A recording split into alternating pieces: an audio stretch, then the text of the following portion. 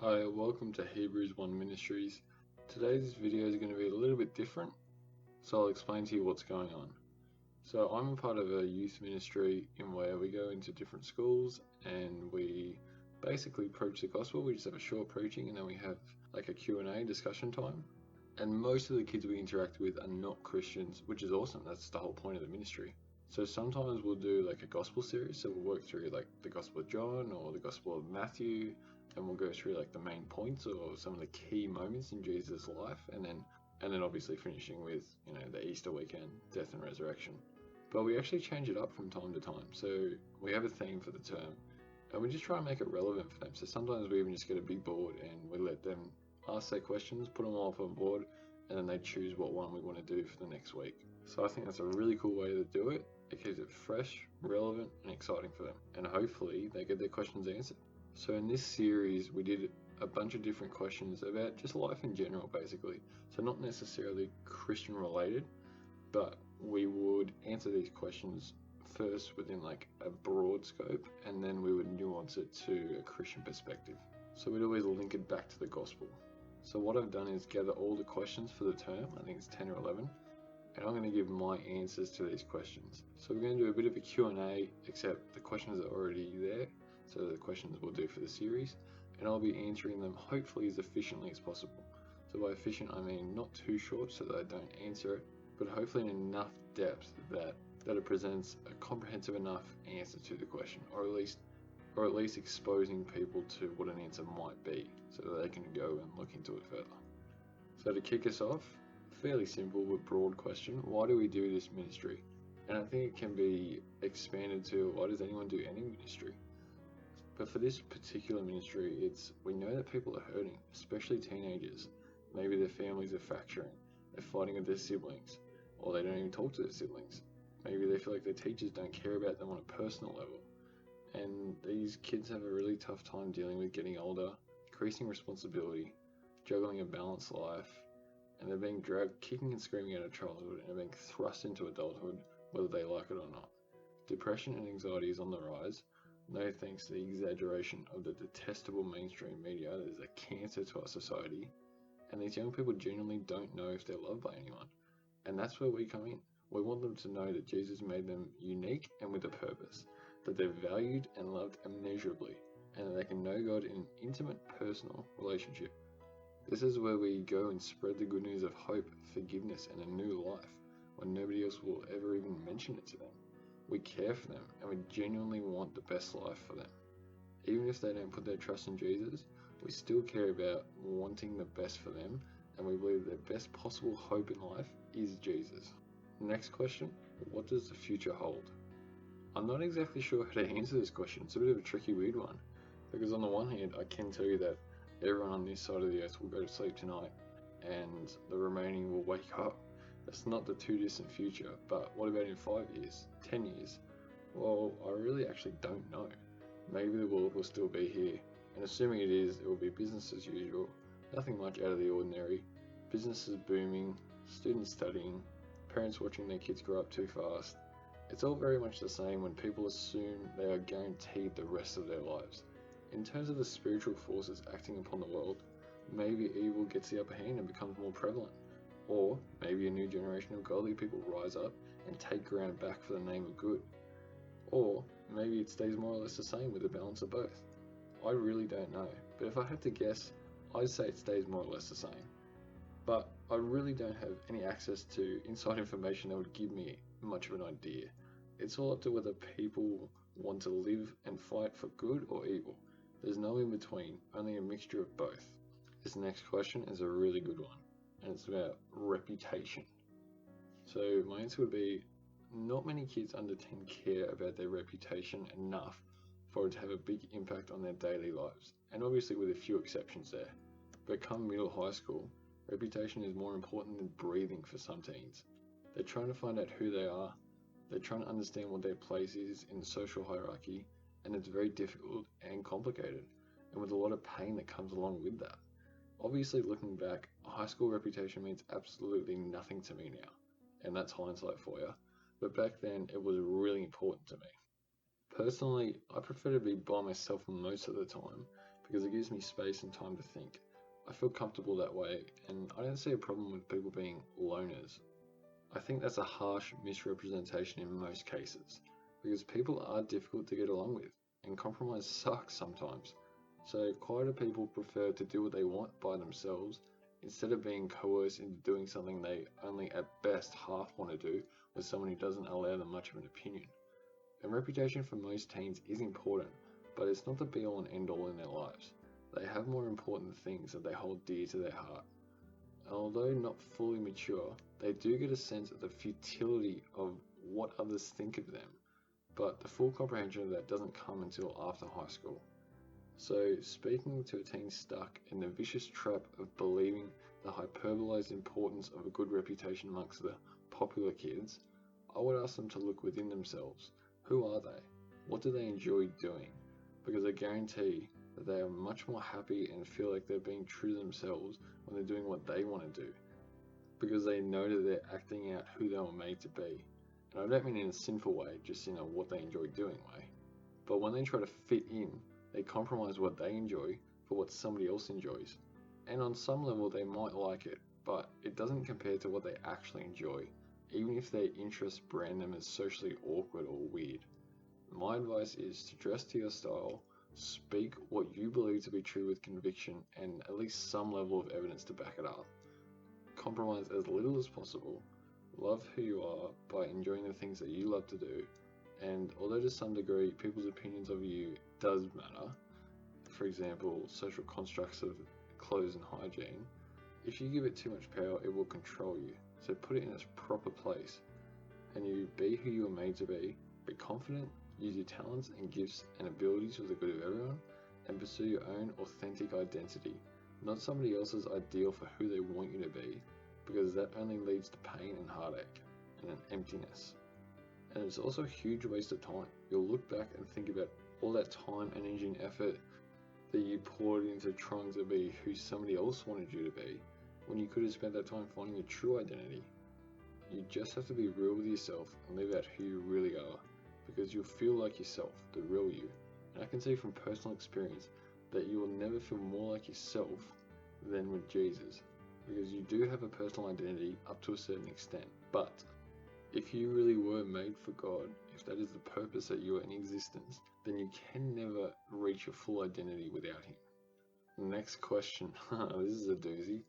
Body image / beauty. I'm really not an expert in this domain. Like, really not an expert. And it's not because I'm a male. I think this is an issue that affects both men and women alike, even though it is more prevalent among females for reasons that are unbeknownst to me. Some people are more attractive than others. They have better facial symmetry, whiter teeth, blue eyes, straight hair, proportionate body, ideal muscle tone. I know a lot of it comes down to personal preference, for example, eye and hair colour, but there is a general consensus on what most members of one gender find attractive in the other. And albeit intangible, most people just know when they see a beautiful person. It smacks them right in the face like a boxer's punch. It's not as though they can intelligently articulate precisely what it is about that person, and they can't explain why they feel an attraction towards them, but it just happens to them. It's a lot easier for the beautiful people because they get favours, promotions, they never have to lift a finger if they want to exploit their genetic jackpot. But what about those who hit the genetic junk pile? They are often ignored, outcast, ridiculed, and bullied for things that they can't control.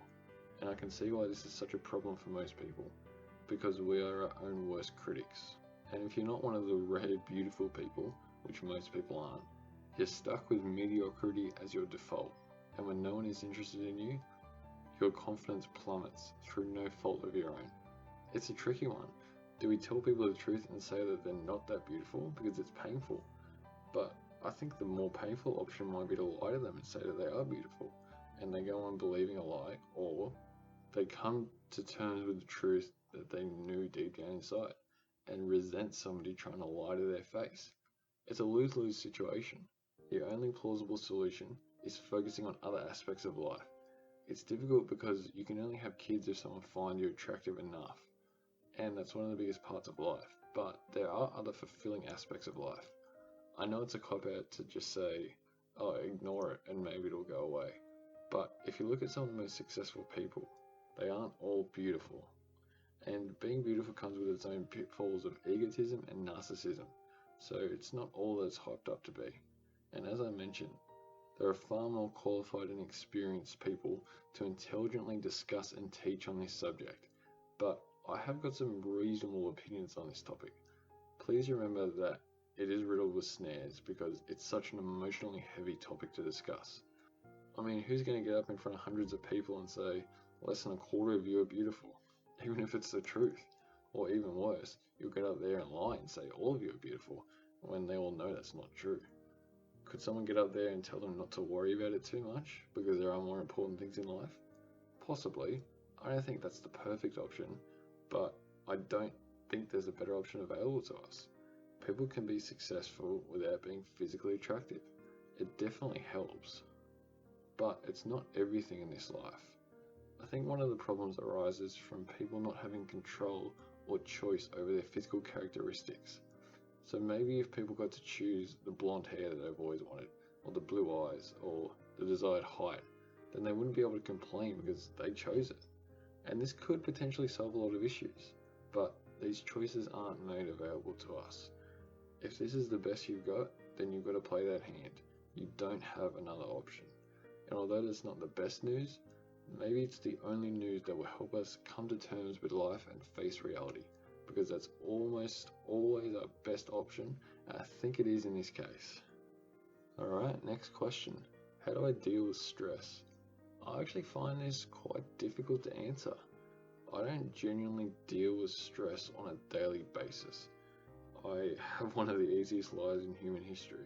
I'm privileged and blessed up to my eyeballs, and maybe work gets a little bit busy sometimes, or a customer might lash out in a drunken burst of rage. And sure, uni does get on top of me sometimes, and I am going to worry that I'm going to fail and have my whole future crumble before my eyes. And I worry that I'll never get a family, never get married, but these things don't really stress me out, or at least not noticeably. They're just thoughts that I have from time to time. I do feel a lot of regret and shame for past misdeeds that I wish I could change, but I don't get stressed about them. Like I said, they're just like a passing thought. And I have a personality that's able to process things and not react emotionally until I have enough information to make reasonable sense of the situation.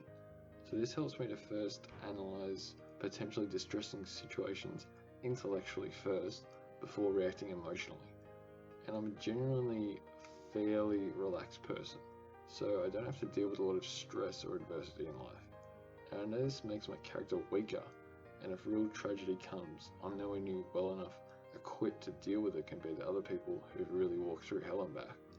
But I don't feel bad for it, because it's like physical beauty. It's the hand you get dealt, and you can only play your best hand. And it might sound heartless, but worrying about somebody else's dud hand isn't going to magically change it. Yes, do everything you can to help them, but sitting around and stressing about it won't do much good if that's your only plan of action. So how do I deal with stress?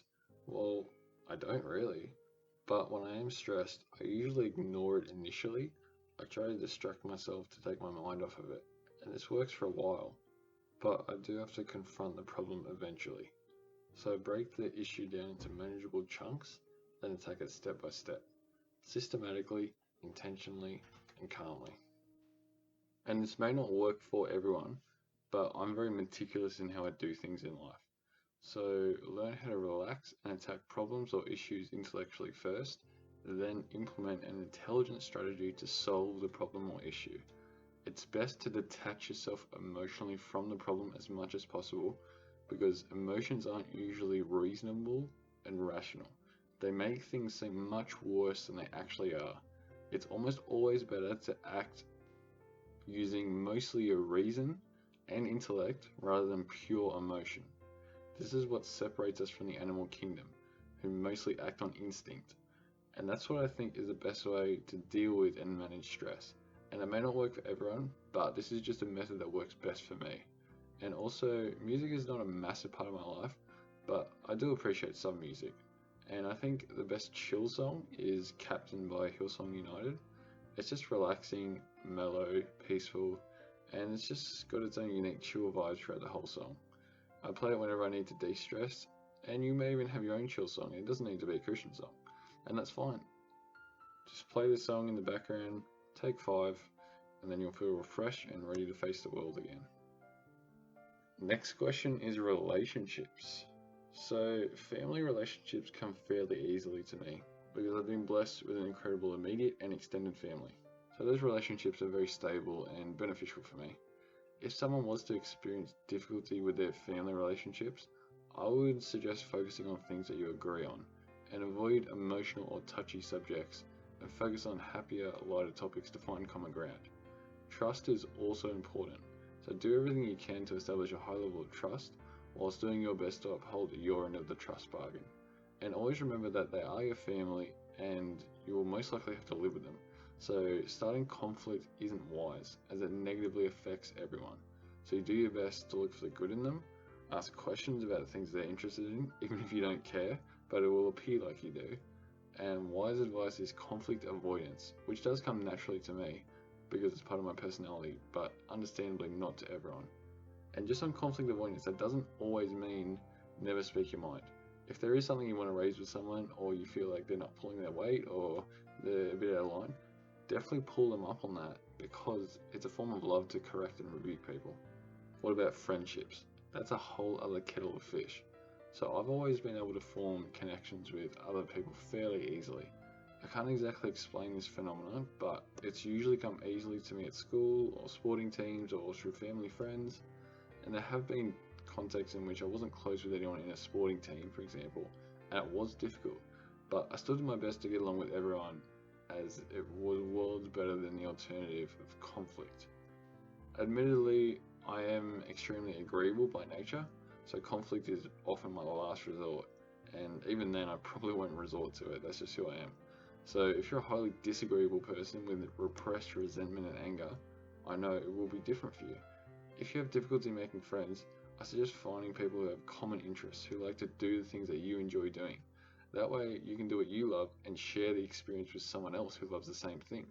Friendships are relationships and they take work, commitment, and a mutual willingness to propagate the relationship. They don't just happen. So maybe there is some difficulty in sustaining a relationship because of all the hard work that's required, but it is definitely worth it. You can get through life without an intimate relationship, but to go through life without at least one close, solid friendship, that's really rough. Friends are a part of our social fabric, and we have an innate desire for connection with other people. So going against that desire is a bad idea. I have always been blessed to experience at least one close, genuine friendship at any one point in my life, and hopefully that trend continues. Wherever I go, I find people with similar interests and talk about these things, because there's no point in talking about geometry to someone who's more athletically inclined.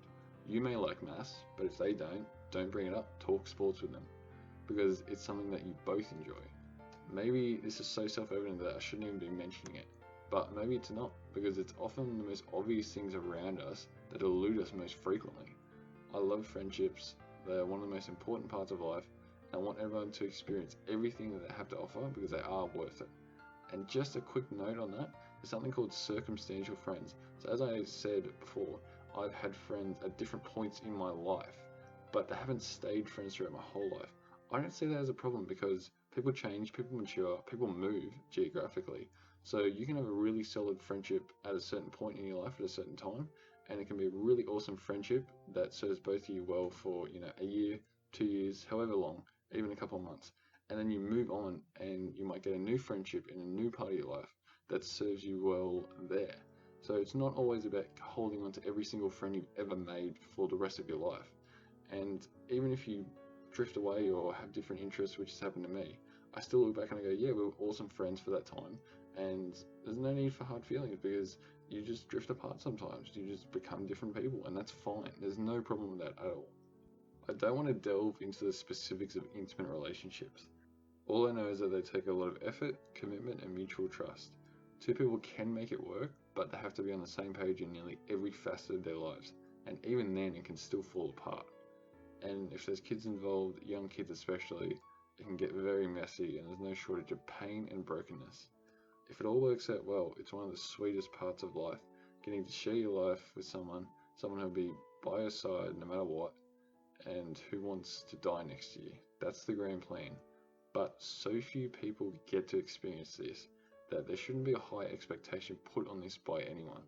I would advise people to take a reasonable and measured approach, saying it would be great if it happened, but I'm not guaranteed anything. And you definitely don't need an intimate relationship to fulfill your purpose in this life. Seriously, if anyone tells you you cannot live a rich, meaningful, fulfilling life without being married or having a girlfriend or boyfriend, you say, who lived the most rich, fulfilling, and meaningful life for the good of everyone? It was Jesus. Probably never had a girlfriend and definitely never got married. So, what do you say to that? Now, in the first part of my response to this question, when I mentioned that I had always had friends or had always been able to make connections, that was mostly with guys, but it's not the same with girls because there's usually a nervous energy when a guy and a girl have a friendship because either one of them likes the other as more than a friend and it's not reciprocal, or they feel pressure to become more than friends after spending a lot of time alone together. They can only work when a guy and a girl are mutually not physically attracted to each other. Because as soon as someone gets the message that their crush doesn't have reciprocal feelings, the last thing they want to do is waste any more of their time in the friend zone. And I think it doesn't work because the differing interests of guys and girls, especially teenagers, are worlds apart, almost irreconcilable. In sustainable friendships, you need to have at least one common interest. But even if a girl likes video games or a guy likes fashion, it's still difficult to have a genuine friendship. And this is because guys act differently when a girl is around. I think it's a mixture of tension, stereotypes, and a fear of offensive speech that inhibits natural conversation. And you're far less likely to talk about the girl you like when one of her friends is standing right there. But you'll be much more inclined to tell the guys because they don't have regular communication with her or her friends. It's a very complicated situation, especially when not fully matured teenagers with little life and relationship experience are involved. Now that I am a young adult, one of my best friends is a girl who's older than me, and we're just two adult friends hanging out. It's no problem there. But I don't think it would be quite the same if we were both back in high school.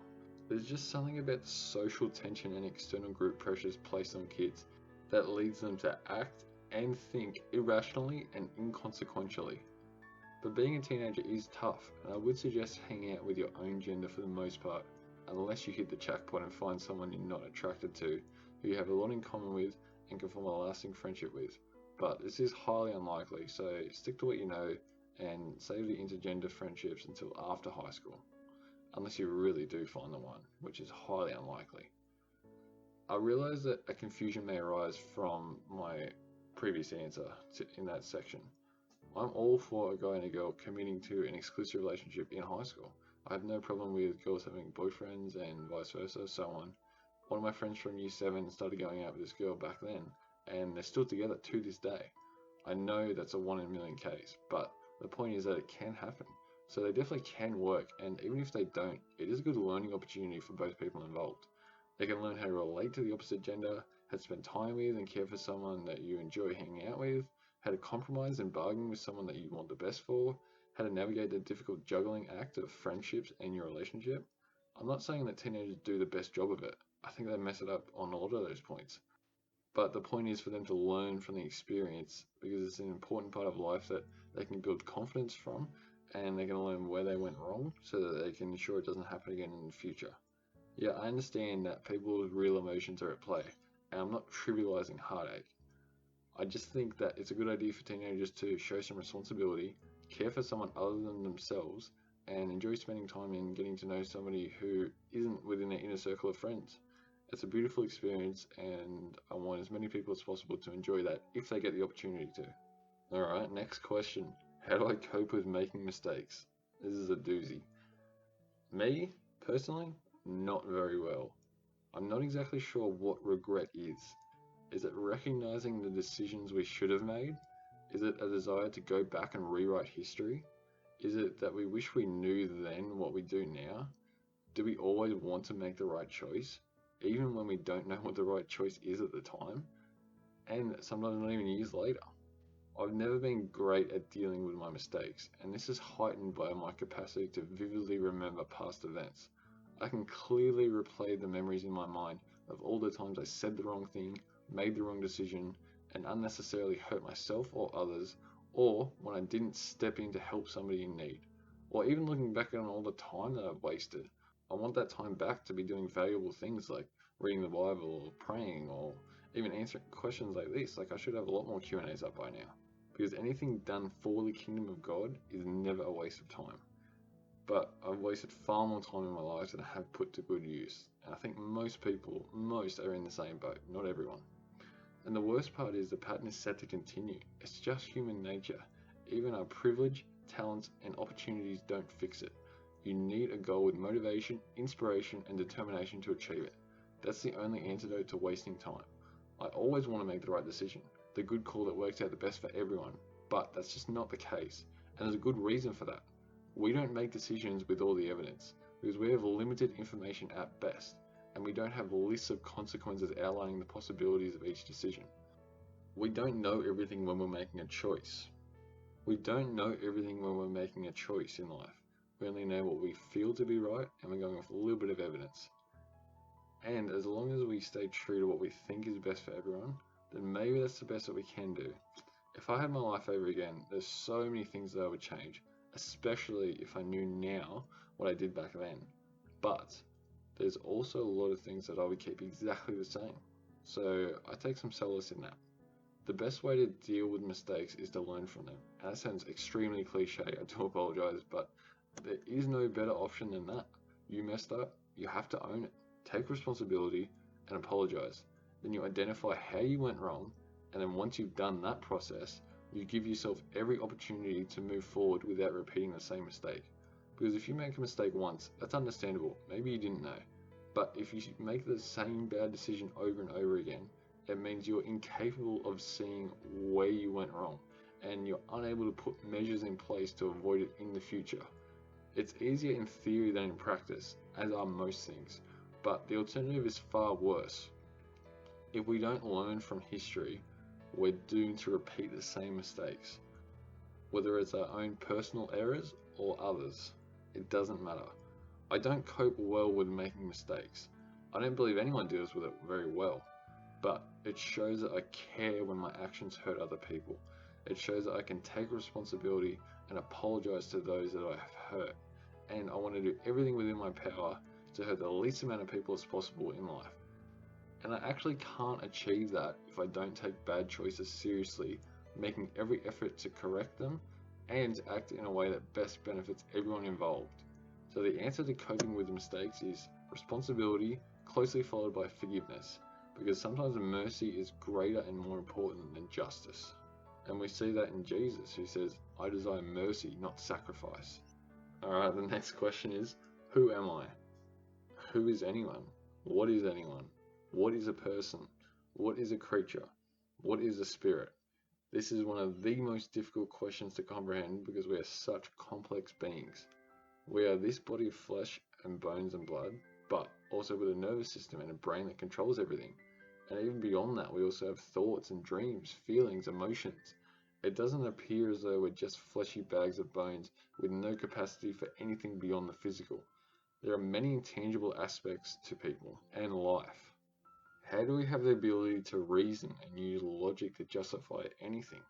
Why do we have a curiosity to learn everything we're fascinated by? And why do we feel as though there has to be something more to life? Something beyond what we can see, touch, hear, feel. We can sense spiritual forces acting in and around us, but we can't exactly articulate what they are. It's speculation, but we can sense something that is there, even if we can't explain it. Are we just a bag of DNA, an accidental fluke of the cosmos? Or is there a spirit within us?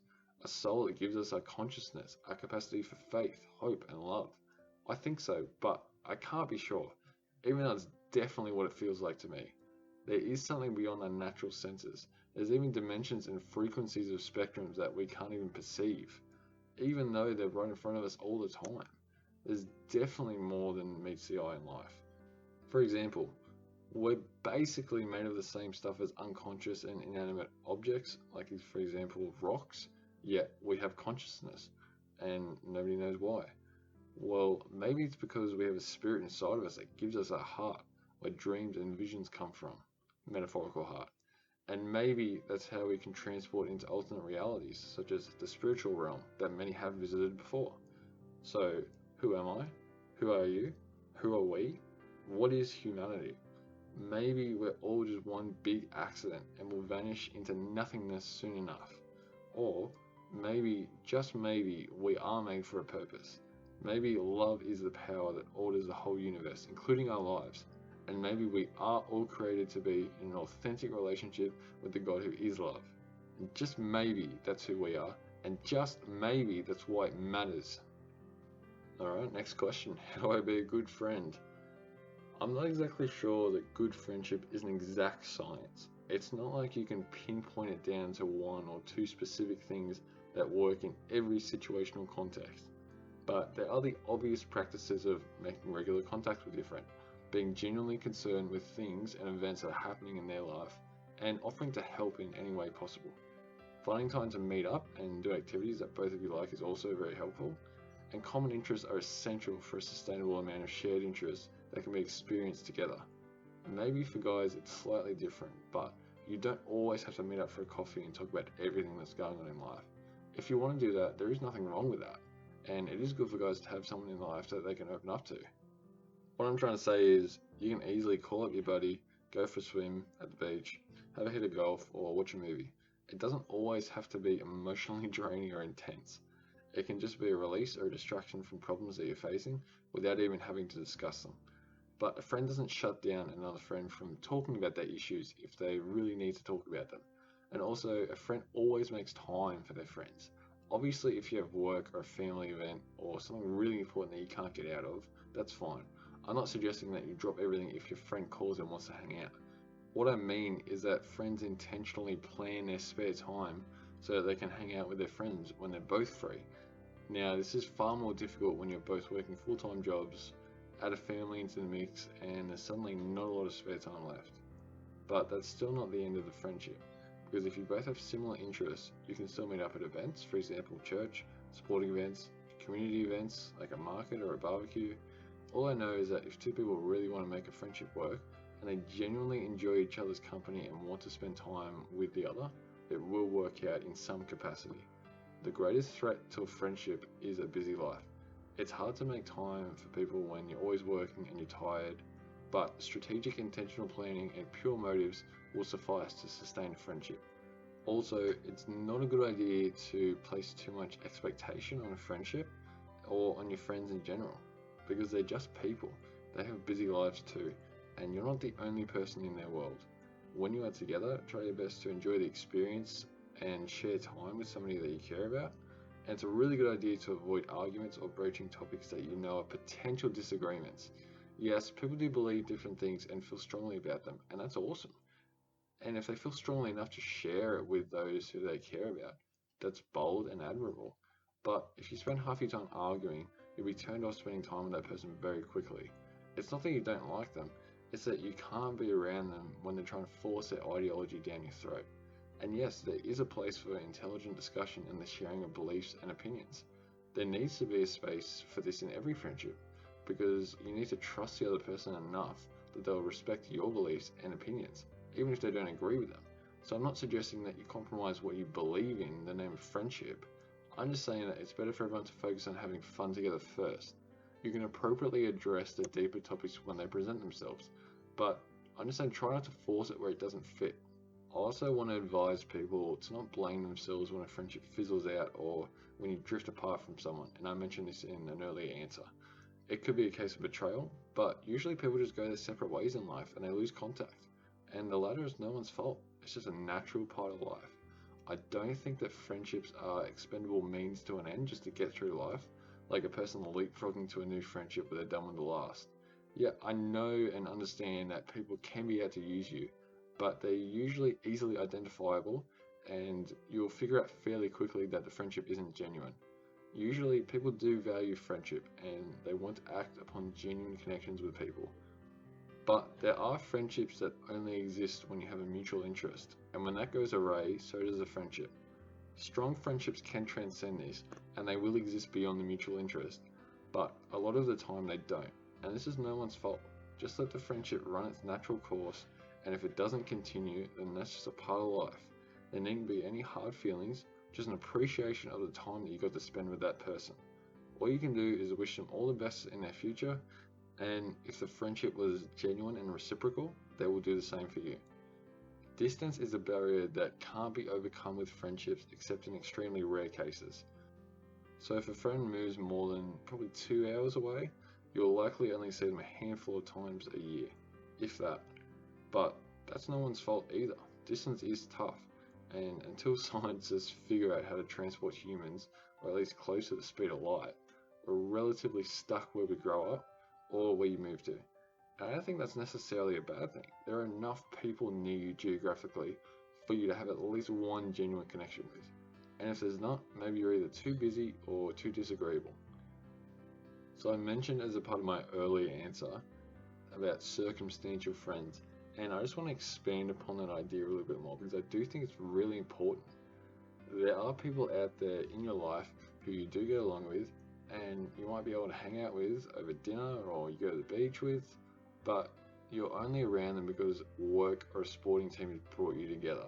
You wouldn't necessarily have become friends if you'd met on the street, but you have enough of a connection with them to hold a conversation with and to get along reasonably well enough when you're with them, and that's awesome.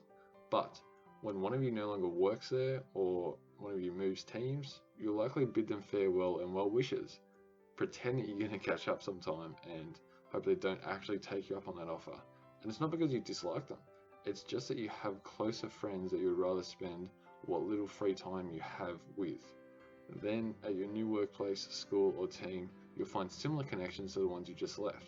And I'm not saying there's anything wrong with circumstantial friends. I'm sure I'm a circumstantial friend to a lot of people, brought together by circumstance alone, and I know a few circumstantial friends that I have who I enjoy being around. Maybe they're not explicitly friends, but they're not mere acquaintances. So if there's an in-between category, I'd probably say they fit into there. And it does vary. One could feel more like an acquaintance, or perhaps another more like a friend, and maybe you do hang out outside of the circumstance that brought you together. So for example, workmates catching up for a beer at the pub afterwards. Or maybe they're just in between, bobbing to and fro on different days. So the idea is it's a spectrum.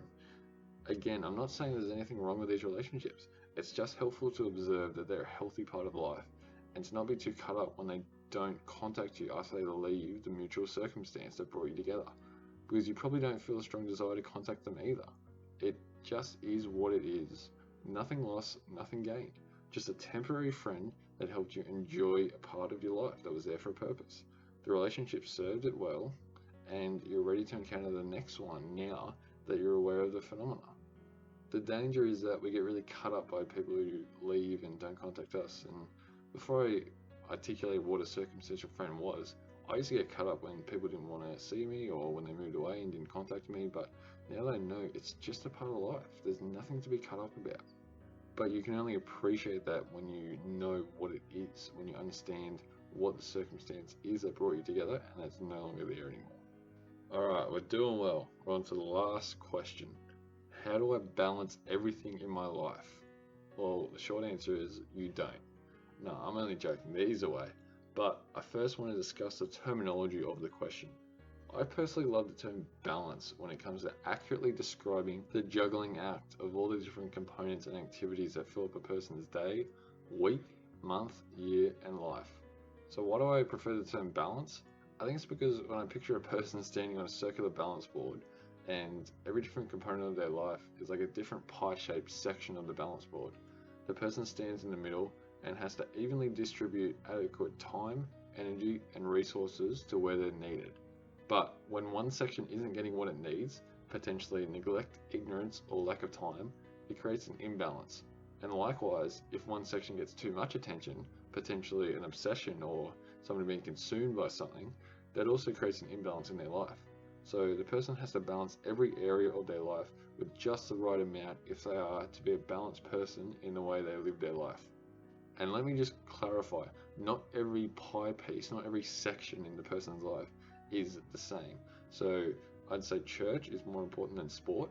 So they're both a pie section within somebody's balance board of life. But I would expect that the church section or ministry section would be a much bigger pie piece than sport. So I'm not saying that they're all the same size. Now, why am I placing such a heavy emphasis on the term balance? Because I had a conversation with one of the senior pastors from my church, and he didn't quite like the descriptive word balance because he preferred the term tension, and this really took me by surprise because I had never thought of it in that way before. I suppose that tension has more negative connotation attached to it, whereas balance paints a more positive picture. Could the term tension adequately replace balance in my illustration? Quite easily, actually, because there are certain tensions that are all fighting for your attention, and you can't always attend to all of them.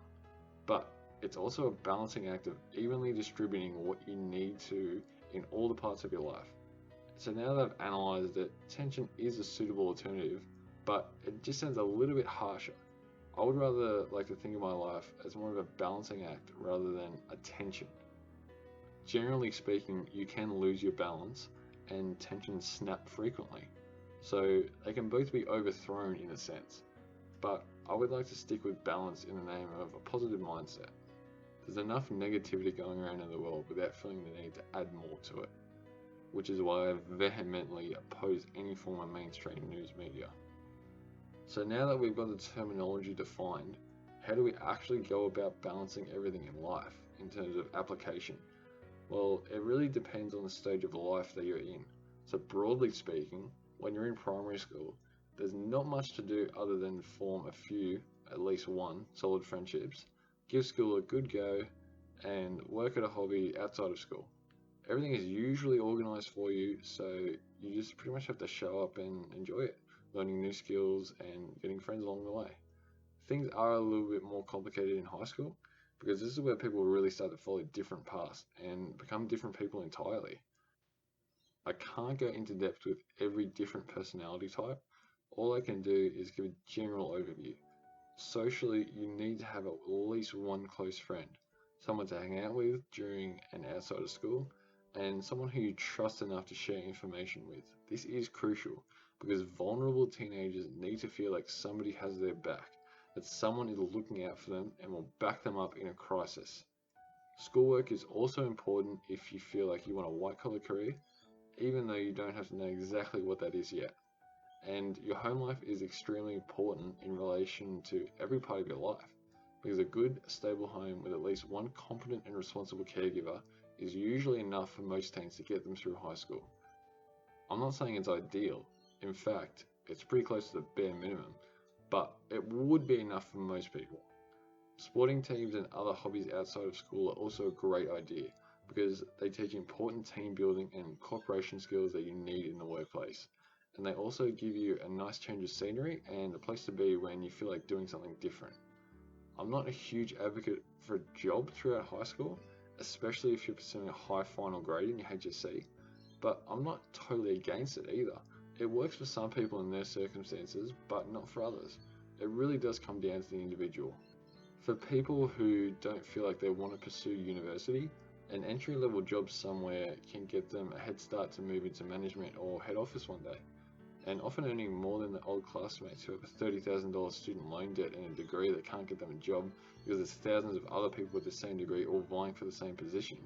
And that's something they don't tell you at uni. I think if you've got the potential, take the uni pathway, but there's nothing wrong with pursuing something else, because there are many other opportunities apart from tertiary education. And what about when you leave high school? Well, I can only speak from the uni pathway experience. If you got a job in high school, keep it and study. I just think it's a good idea to give studying a crack. Even if you're not sure if it's for you, just give it a decent crack and then you'll know for sure. I also like to work through uni because it gives you finances for the essentials and then the extras if you like to spend it on other things such as entertainment. And it's nice to have your own money if you have a car and enjoy, like I said, movies or going to concerts. Because if you don't take the uni pathway, you go for it, work your way up in a company, get an apprenticeship, or start your own business. The opportunities are limitless. Plus, you have at least a 5-year head start on your ivory tower friends who can only finish a uni degree at the earliest 21 years old, whilst you can leave school at 16. But you need to use it to your advantage because time is valuable. The worst thing you can do is work as a casual or part-time, unsure of what you want to do for your career. Just pick something, anything full-time, because you will lose your head start if you sit around and only work for 10, 15, even 20 hours a week, and you'll quickly get very bored. Even if you don't necessarily love the job, take it if it's full time, because this at the very least gives you work experience, positive reference or a referee, and a starting point for your future career. Sitting around and doing nothing will leave you going around in circles. This goes for uni students who don't know what they want to do and constantly degree hop or fail because of a lack of motivation. Pick something, anything, work towards it, and you can even change it later on when you have the experience. But it's much better to plan than to sit around in your parents' basement playing video games or watching daytime television all day, because there's a wasted life unless you are a professional gamer or professional film critic. And there's many other factors that play into this, whether you're staying at home and only paying board, or if you have to pay rent, which is much more financially straining. If you have a bad family that won't support you, it makes it much more difficult. And in this response, I work with the assumption that the person has a place to live with at least one caregiver, usually a parent, and that once you become 16, you can usually handle all the crap that life throws at you, including family breakdowns, losing family members. But if you have to face it when you're really young, it can definitely mess you up. So how do you balance everything in life? You don't really. You just pursue what you enjoy and hopefully get a career out of it. Or if you want a family, pursue that as early as you want to. I got a friend 21 and he's having a kid soon. And I wouldn't personally have like that for me, but as I said, it's different for everyone. If that's what he wants, he's excited, go for it. Or if you want to travel, give that a go. Because money isn't everything. And especially to the millennials who are becoming young adults in this age, it's a different world for them. They don't fit the mold of stereotypes, and rightfully so, because you make your own path in life. Follow God's purpose for your life. Don't let other people define you, let God define you. You know who you are in Christ, go and do what only you can do, and that will definitely make the world a better place. Because a lot of people say that their goal in life is to leave the world a better place than when they entered it. And I would agree with this up to a certain point, that it is one of life's goals and it's a good thing to do, but it's not the only or main goal, because the main goal of life is to know God and to be known by God. And hopefully this advice helps people to get their lives in order, so that it leads them into a deep relationship with the one who formed them, who made them, the one who loves them beyond comprehension. I hope that a balanced and an ordered life will point people towards the one who gave them the breath of life in the first place. And hopefully my answers and advice have helped to achieve this in some way. But I will just add one more thing on that. Yes, aiming for a balanced life is ideal. Having a loose, rough plan for your future, maybe next 5-10 years, is a good idea. And as I said, having a job and having family and friends is ideal. But you don't need that to work your way towards God. God is seeking people out. God wants a relationship with you. And often people find that when they hit rock bottom, when they've got none of the things going for them, when they're in complete despair, they have no one, and they're just on their last legs. People find God in any situation, whether they're successful, doing well, whether they've hit rock bottom and they're just at a loss, they just don't know where to turn. And those are the two bookends of the spectrum, and anywhere in between where all people sit. And God can find you wherever you are because He's seeking you out. The question is, will you find God? Will you respond to His free invitation of forgiveness? The Bible paints this beautiful picture where God is preparing a meal for people, like a wedding banquet, a party, and He has sent everyone an invitation. He wants you to be there, free of charge. It's all done, it's all paid for you. All you have to do is receive Him. And will you do it? Revelation talks about Jesus knocking on your door, the door of your heart. Will you let Him in? Will you accept Him into your life as the Lord and King of your life? Will you do it? Is there anything more valuable in all the universe? I have not personally found it. I've not personally found more fulfillment, joy, meaning, and purpose before I had a deep, authentic personal relationship with Jesus Christ. There is nothing that compares, nothing that satisfies more, and there is nothing in this world that can possibly offer you anything more than eternal life with your Maker, who you are made to be with, and what you are made to be is in relationship with God. You will not find your purpose in anything else. There is nothing the world can offer you that is better than being in direct relationship with your Maker. That is it. That's life right there. I hope you've enjoyed the video. That wraps up that last question. Hope you got something out of it. As I said, I'm always praying that this channel reaches people and that people can understand and know that God really does love them and that He's seeking out a personal relationship with them. So it's been a lot of fun to answer these questions. I'm keen for the series that we're doing in schools. I am very excited for that. It's a great opportunity for ministry and for the kingdom and glory of God. More videos coming. I'm trying to do a little bit different, change it up every time, not the same video every time. So this has been something different. It's been fun. Not exactly sure what I'm going to do next, but yeah, I'm keen to get more consistent videos up because this is such an important channel. I just want to reach people with this channel, the good news and the hope and the glory of Jesus Christ. Because, as I said, I am convinced that there is nothing more valuable that people need than a relationship with their Saviour. There's just nothing else that can compare. They can have the world, because Jesus says you can have the world and forfeit your soul, or you can leave the world and have your soul. And that just means you can have everything. You literally own everything. You can have all the money in the world, and it can just count for nothing because you still have to face the judgment of God. So what are you going to do on that day? You need to save it. It's not about how much you own, how many material possessions you have, how nice you've been to people. It is about whether Jesus has taken the cup of wrath from God on your behalf or not. And that's up to you. Hope you've enjoyed this video. Go check out some of my other videos on my channel. As I said, more videos coming. They're going to be less frequent, unfortunately, because I do have uni starting back next week. But I'm still going to try and be consistent, and not all my videos are going to be as long as this. So sometimes I'll just put up like a 5 or 10 minute video that's still quality, and I'm excited for that. Always trying to get new videos up. So stay tuned for that, and God bless.